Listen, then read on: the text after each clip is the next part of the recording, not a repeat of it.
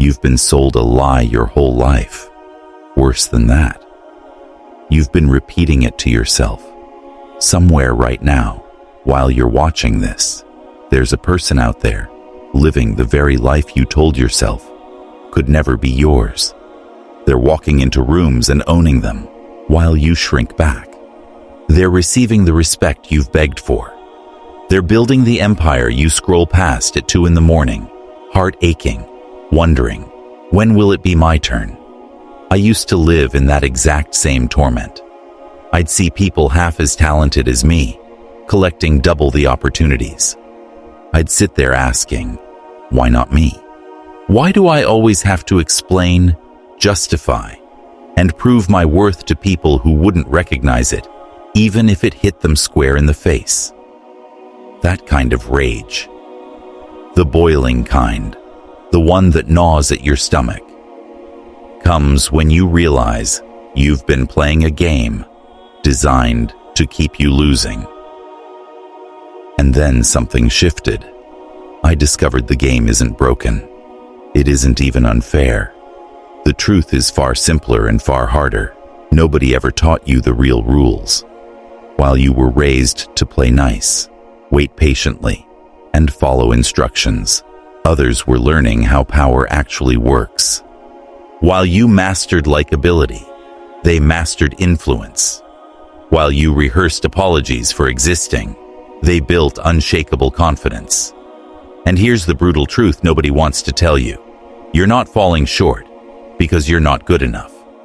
You're falling short because you're still asking permission from people who will never grant it. You're still begging for validation you already know you deserve. You're still obeying rules written to keep you exactly where you are. But imagine for 1 second, what if you stopped? What if you stopped waiting? What if you stopped making other people the gatekeepers of your future? What if you became the architect of your own rise? Because that's exactly what's possible. In the next few minutes, I'll show you the 7 psychological principles that separate those who get everything they want from those who only get what they're given. You'll see why some people command respect without lifting their voice. Why doors open for some without them begging.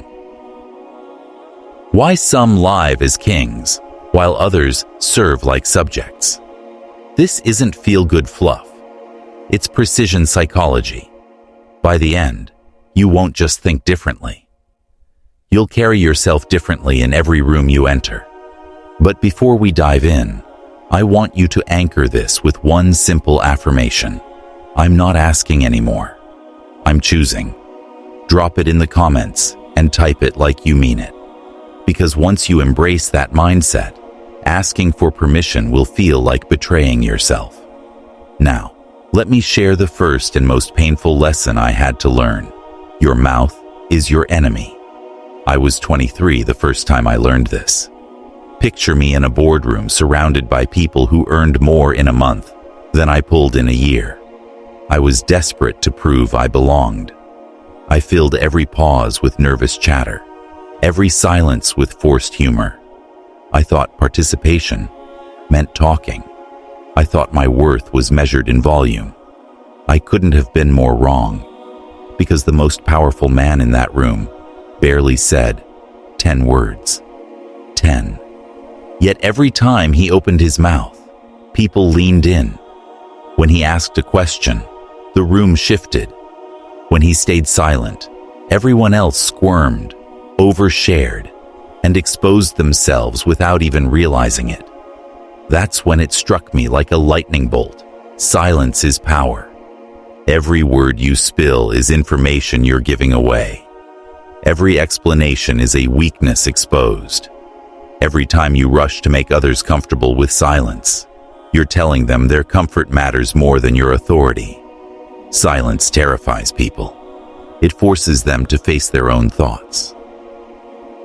And in that vacuum, they project their fears onto you. They assume you're judging, calculating, seeing right through them. And in a way, you are. But if you're always talking, you're the one being dissected. You're the one showing your cards, while they keep theirs close. Machiavelli said it best. Everyone sees what you appear to be. Few know what you really are. Your silence lets people paint their own story about your power. Suddenly, you're not just another voice in the room. You're the standard everyone wants to impress. Once I understood this, I changed my behavior instantly. Instead of rushing to prove myself, I sat back. I let others do the talking. I stopped giving away free approval. I spoke only when my words could shift the energy of the room. And everything changed. People started chasing my opinion instead of me offering it. They worked harder for my validation because I stopped handing it out. They worried about what I was thinking because I stopped saying it out loud. That's the secret nobody teaches you. Silence isn't empty. Silence is presence. It is weight. It is dominance. The one who can sit comfortably in silence while others unravel. That's the one who owns the room. That's the one who leads without speaking. And that, my friend, is only principle number one.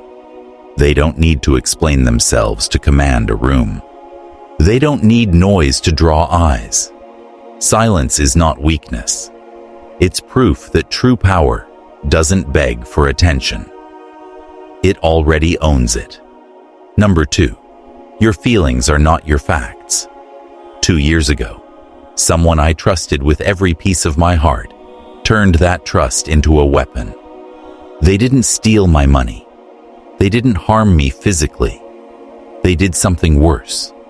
They took the most private things I had ever shared. The fears, the doubts, the struggles, and laid them out for everyone to laugh at. They twisted my honesty into a spectacle, right in front of people whose respect I desperately wanted. I can still feel it. The burn of humiliation rising up my throat, the sting in my chest like fire spreading under my skin.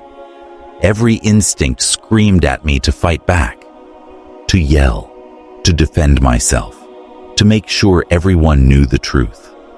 I wanted them to feel even a fraction of the pain they had just carved into me. But something inside me said, wait, call it pride, call it instinct, call it survival. Whatever it was, it made me sit there in silence as the room turned against me. And in that silence, I learned the most valuable lesson of my life. Your emotions do not define you. They are not who you are. They are signals, data, passing storms you can study, process, and choose whether or not to act on. That moment didn't break me. It revealed me. It showed me the strength that comes when you stay calm while someone else sets themselves on fire. Because as they were exposing their cruelty, I was showing my control. And control always outlasts chaos. Here's what emotional untouchability really means. When someone provokes you, you don't react. You observe. When someone betrays you, you don't collapse. You take notes. When someone tries to play with your feelings, you don't hand them the satisfaction of success. You let them drown in their own failure. This doesn't mean you become cold, robotic, or numb. It means you finally understand that your reactions are a choice, not a reflex. The person who can stay steady while the world shakes becomes the anchor everyone else clings to. Machiavelli once said, "Since love and fear can hardly exist together, if we must choose between them, it is far safer to be feared than loved." But this isn't about making people fear you with aggression. It's about making people respect you because they can't manipulate you. They can't predict you. They can't control you. And when you reach that point, everything changes. Suddenly, people turn to you in their darkest hours because they know you won't add fuel to the fire. They trust you with bigger responsibilities because they know you won't break under pressure. They start to see you as a leader. Not because you shout the loudest, but because you think the clearest when everyone else is drowning in emotion. And here's the real gift. Once you master your own emotional responses, you start reading other people's emotions as information about them, not evidence against you. If someone gets angry because you set a boundary, you don't think, "I was wrong." You realize that boundary was needed. If someone tries to guilt trip you for chasing your goals, you don't hear proof that you're selfish. You see proof that your growth threatens their comfort. Your emotions should serve you, not enslave you. Learn that, and nobody will ever be able to pull your strings again. Number 3, control information like your life depends on it. For years, I was an open book. I believed honesty meant spilling everything. My dreams, my fears, my struggles. To anyone who would listen. I thought vulnerability was the same as strength. I thought connection meant transparency. I was wrong, because the very things I shared in trust became the weapons people used against me. My struggles became evidence of weakness. My dreams became punchlines. My fears became leverage. I didn't realize it then, but I was handing out ammunition for free. And others were stockpiling it for the day they wanted me to lose. That's when I finally woke up. Information is power, not money, not connections, not even talent. Power belongs to the one who holds the knowledge, the one who decides when and how to release it. Every conversation is an exchange of intelligence. Either you're learning about someone, or they're learning about you. The question is, are you aware of what you're giving away? Or are you spilling state secrets while the other person collects classified intel? Here's what changed everything for me.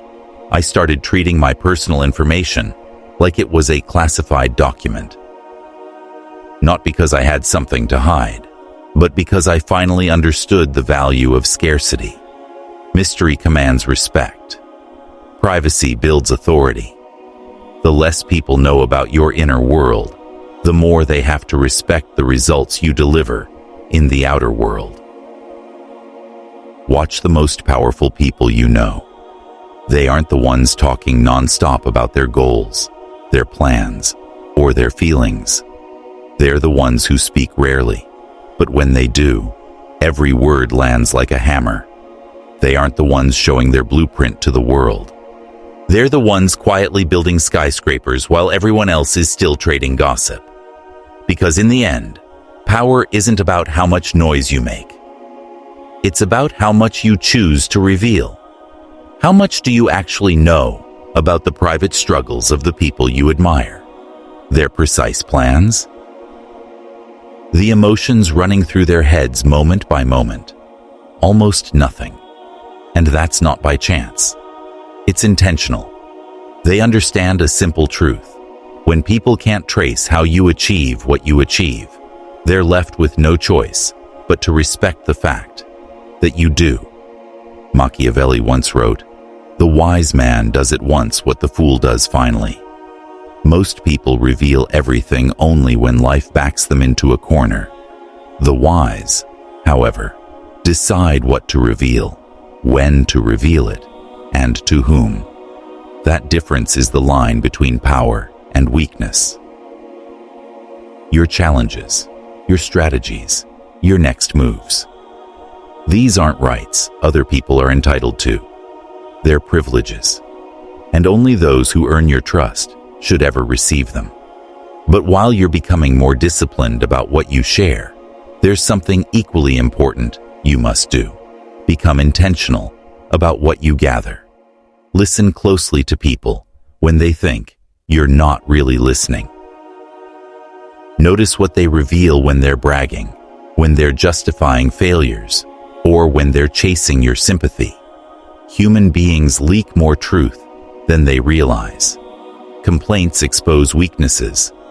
Bragging exposes strategy. Excuses expose fear. All you have to do is be patient enough to notice and disciplined enough to remember. This isn't manipulation. It's awareness. It's not exploitation. It's attention. When you understand someone's motivations, insecurities, and blind spots, you gain the power to create value for them in ways that align with your own goals. That's not cruelty. That's clarity. Information shapes options. Options shape outcomes. And outcomes shape everything. Power doesn't come from hoarding knowledge forever. It comes from using it with precision, at the exact right moment, for maximum effect. Learn to master this, and surprises will vanish. You'll see people's moves before they make them, because they already told you, whether they meant to or not.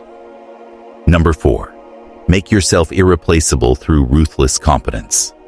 For years, I was the nicest person in every room. I stayed agreeable, helpful, accommodating. I thought being pleasant was the key to security. I believed job stability came from being liked, from making myself easy to work with. So I kept my head down, smiled, and hoped that someone would notice my quiet effort. But then I watched something that shattered me. Over and over, people who were half as nice as me, but twice as competent, leapfrogged their way to promotions and opportunities, while I stayed stuck. That's when I faced the brutal truth. Being nice doesn't make you necessary. Being agreeable doesn't make you valuable. And being easy to work with only makes you easy to replace. What actually protects you is being so undeniably good at what you do that replacing you costs more in time, money, and risk than keeping you does. True security comes from competence, so sharp it makes your presence non-negotiable. Even when you demand respect, set boundaries, and refuse to accept treatment that doesn't match your worth.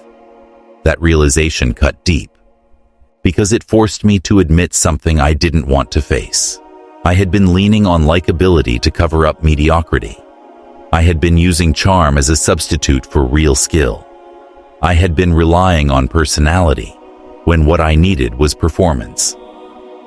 Competence is the only shield that works against the shifting winds of moods, preferences, and office politics. When you're extraordinary at something that truly matters, people can't simply wish you away. They may not always like your boundaries. They may not enjoy your bluntness. But they need your results more than they need their comfort. And here's what building ruthless competence actually looks like. You don't just do your job. You know your industry inside out, sometimes better than those who've spent decades in it. You don't just meet expectations. You anticipate needs before your boss even realizes they exist. You don't just solve problems. You prevent crises other people would have walked blindly into. Machiavelli also wrote, "There is nothing more difficult to take in hand, more perilous to conduct, or more uncertain in its success than to take the lead in the introduction of a new order of things." And that's exactly why most people shy away from being irreplaceable. It's risky. It's uncomfortable. It requires daring to be wrong for the chance to be extraordinarily right. But here's what happens when you commit to that path. People stop questioning your methods and start studying them. They stop trying to manage you and start doing everything they can to keep you.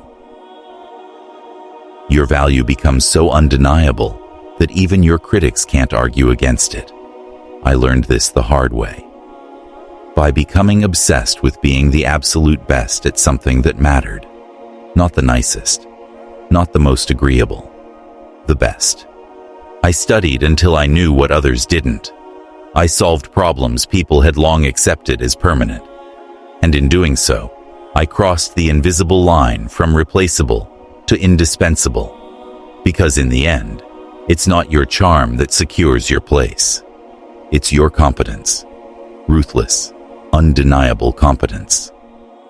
I became the person who made everything around me run better. Faster, smoother, more profitable. And almost overnight, the shift was undeniable.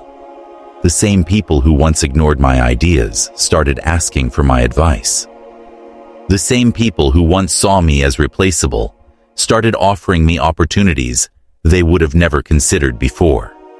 The same people who used to take me for granted began competing to keep me close. When you hit this level, something remarkable happens.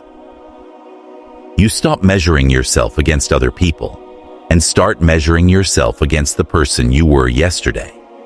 You stop worrying about keeping your job and start choosing between opportunities. You stop begging for raises and start negotiating from a position of strength. And most of all, you stop caring about the noise of other people's opinions. Because your results are louder than their criticism. When you've built irreplaceable competence, confidence isn't an act you put on. It's evidence. It's proof. Competence becomes the foundation of every other form of power. Build it first. Build it relentlessly. Build it without apology. Everything else can be negotiated later. Number 5, never explain yourself to people who are committed to misunderstanding you. 5 years ago, I made a decision that changed everything. I walked away from a stable job that most people thought I was insane to leave. I chased an idea that nearly everyone around me mocked. The reaction was brutal. Family members questioned my sanity. Friends predicted failure before I had even started. Colleagues whispered about my arrogance, my selfishness, my guaranteed downfall. For months, I wasted my breath explaining. I showed plans, numbers, projections. I laid out research, strategy, vision. I tried to prove that my decision wasn't reckless. It was calculated. That it wasn't impulsive. It was intentional. That it wasn't fantasy. It was vision. But none of it mattered. They weren't listening. Their minds were already made up. About me, about my potential, about the box I was supposed to stay in. And that's when I realized the most liberating truth of my life. Some people aren't confused about you. They're invested in misunderstanding you. Because if they admitted your vision was real, they'd have to admit their excuses were lies. If they acknowledged your courage, they'd have to face their own fear. If they accepted your success, they'd have to confront their own mediocrity. You cannot argue someone out of a belief they never reasoned themselves into.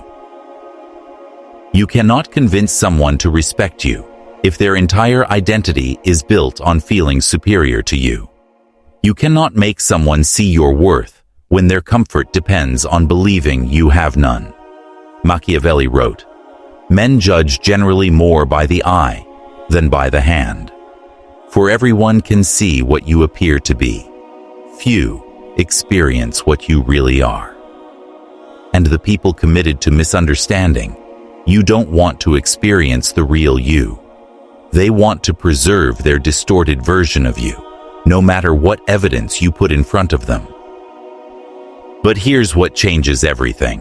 When you stop explaining yourself to people who have no interest in understanding you, you reclaim an enormous amount of emotional and mental energy. Energy you can redirect toward people who already see your value, toward work that speaks for itself, toward building skills that make the opinions of small minds irrelevant. The people who truly love you won't need endless explanations. They'll trust your judgment, even when they don't understand your strategy. The right opportunities won't need a sales pitch. Your qualifications will speak before you ever do. The right relationships won't require you to shrink yourself to make others comfortable with their own limitations. This doesn't mean arrogance. It doesn't mean ignoring feedback. It means becoming ruthlessly selective about whose opinions deserve space in your life. Not everyone's approval is worth chasing. Not everyone's misunderstanding is worth correcting. when someone shows you, through their words, their actions, their stubborn refusal to see the truth, that they are committed to misunderstanding you, believe them.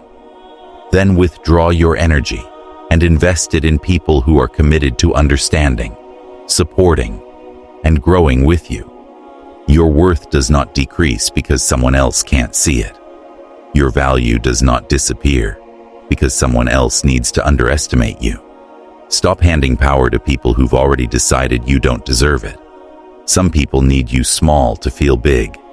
Don't give them what they want. Give them nothing. Number 6, build systems, not dependencies.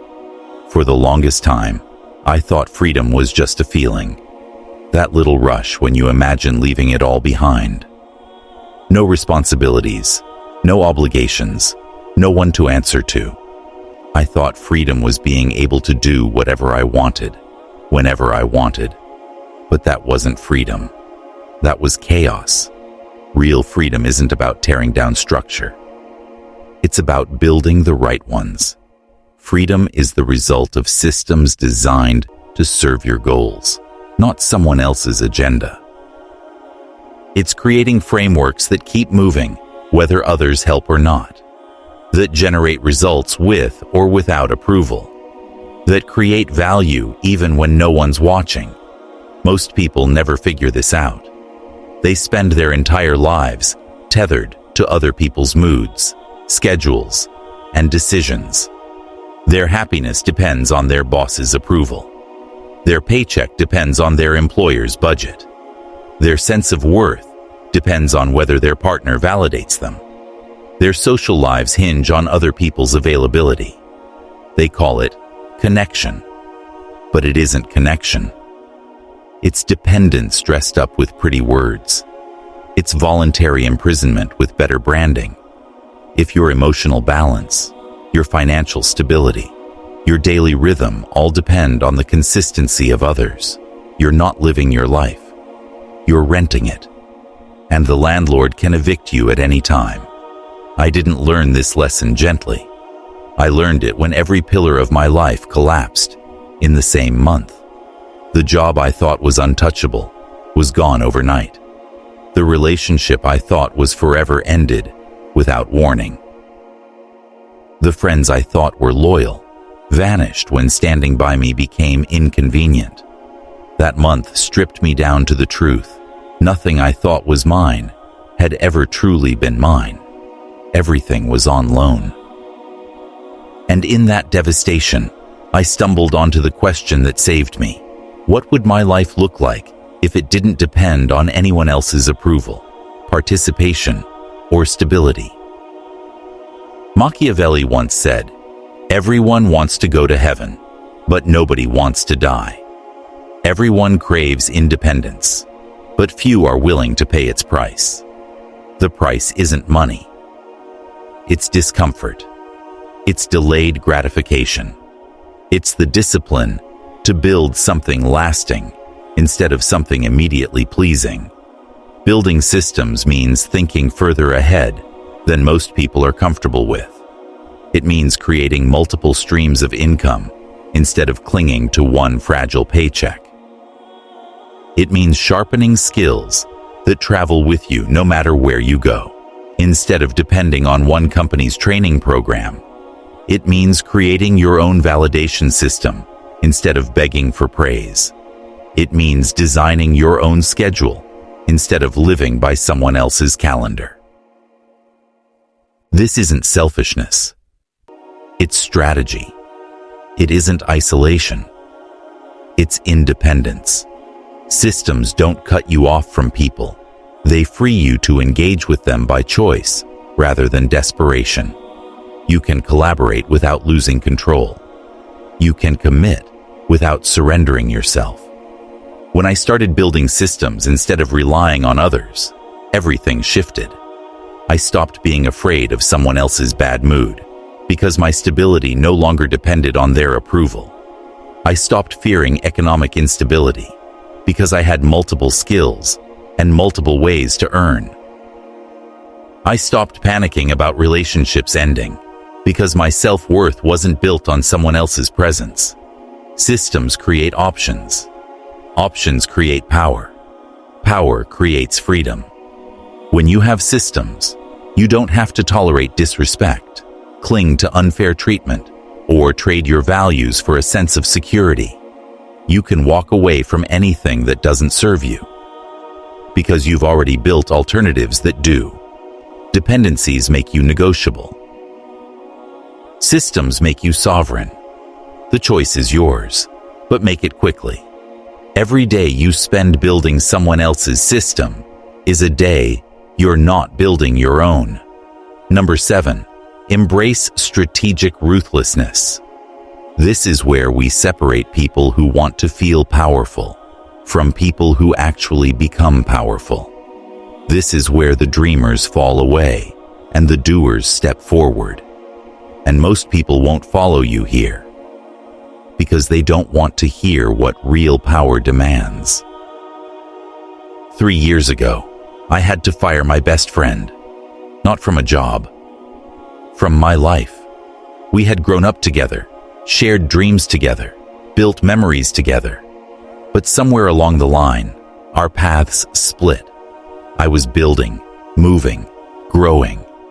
They were stuck. Complaining, draining, dragging.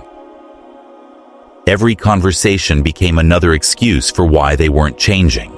Another plea for me to fix what they refused to face. I kept making excuses for them because I mistook loyalty for obligation. I kept giving them my energy because I confused friendship with debt. I kept supporting their mediocrity because I confused kindness with sacrifice. The wake-up call came when I realized something brutal, but true. Every hour I gave to their drama was an hour I couldn't invest in my own growth. Every drop of energy I poured into their chaos was energy I couldn't use to fuel my goals. Every emotional resource I wasted there was one I couldn't give to the people who actually deserved it. Strategic ruthlessness isn't cruelty. It isn't taking pleasure in someone else's pain. It isn't grabbing more than you need because you can. Strategic ruthlessness is the discipline to prioritize your vision over other people's comfort, your growth over other people's expectations, your truth over other people's illusions about who you're supposed to be. It means saying no to people you care about when their requests don't align with your path. It means ending relationships that drain you, even if those people aren't bad. They're just not your people anymore. It means disappointing those who were counting on you to stay small, safe, predictable. Machiavelli wrote, "Since a prince cannot use this virtue of liberality without harm to himself, he should not mind being called miserly." In other words, don't destroy yourself to keep others comfortable. The world won't thank you for it, but it will respect you for being ruthless enough to protect your future. In time, people will call you generous when they realize your discipline gave you enough to invest where it mattered most. Sometimes you have to be tight with your time, your energy, your focus, your emotional availability. So, you have enough left over for the things and people who truly deserve it. Most people run from the idea of strategic ruthlessness because they confuse it with cruelty. They think being ruthless means being harsh or cold, but that's not strategy. That's just reckless emotion. True ruthlessness is deliberate, intentional, and, in the long run, often kinder than blind support. Sometimes the most ruthless act is refusing to enable someone's weakness. Sometimes the kindest choice is disappointing someone today so they can grow tomorrow. And sometimes the most loving decision you can make is stepping out of someone's life so they're finally forced to develop the strength they'll never find if you keep carrying them. Your resources, time, money, energy, attention, are finite. Every yes to something is a no to something else. Every hour you spend on someone else's priority is an hour you can't spend on your own. Every ounce of emotional fuel wasted on people who drain you is fuel you can't give to those who actually deserve it. The truth is, people who achieve extraordinary things are rarely the most talented, the most connected, or the luckiest. They're the ones willing to make the choices others avoid. They're willing to risk short-term disappointment for long-term fulfillment. They're willing to face being misunderstood so they can live a life others only dream about. Strategic ruthlessness is the bridge between wishing for change and building it. It's what turns you from someone who reacts to life into someone who designs it. Rejection doesn't destroy you. It exposes where you're still loyal to weakness. That's the untouchable truth. And I want you to hear this with your whole heart. You are not broken. You are not behind. You are not too late, too old, too inexperienced, too damaged, or too anything to become the person you were meant to be. You've been conditioned to believe that your natural hunger for respect, success, recognition, and power is wrong. You've been told that wanting more makes you ungrateful, that setting boundaries makes you difficult, that prioritizing yourself makes you selfish. Those are lies. Lies designed to keep you manageable, predictable, and small. Chains you can throw off the second you decide you're done wearing them. Everything I've shared comes down to one unshakable understanding. You are not here to be liked. You are not here to play it safe. You are not here to make everyone else comfortable while you settle for less than you're capable of. You are here to become unforgettable, not through drama, not through begging for attention, not through impressing people too small to recognize excellence. You become unforgettable by building undeniable competence, by thinking strategically, by mastering your emotions, by creating independence so complete that your presence shifts the energy of every room you walk into. This journey isn't about turning into someone else. It's about peeling back the layers of fear, people-pleasing, and conditioning to reveal who you've always been. The world is full of people waiting for permission from a boss, from a partner, from their family, from society, waiting for someone else to validate what they already know, deep down. But you're done waiting. You understand now that permission isn't handed out. It's claimed, not stolen, not begged for, not demanded, but claimed by the one who no longer needs external approval to confirm their worth. And you don't have to announce it. You don't have to explain to anyone why you've changed, why you're less available for their drama, why their opinions no longer matter. They'll feel it without you saying a word. Because real power doesn't shout. It's obvious. It's undeniable in how you move. The relationships that are meant to last won't just survive this version of you. They'll grow stronger because they'll be built on respect instead of dependency. The opportunities that are meant for you will recognize you before you recognize them. The people who are meant to see your worth will see it clearly, no explanation required. And the rest? They were never truly yours to begin with. They were placeholders, filling space until the real players showed up. This isn't the end of your journey. This is the beginning of your authority. The moment you stop asking and start taking what was always yours.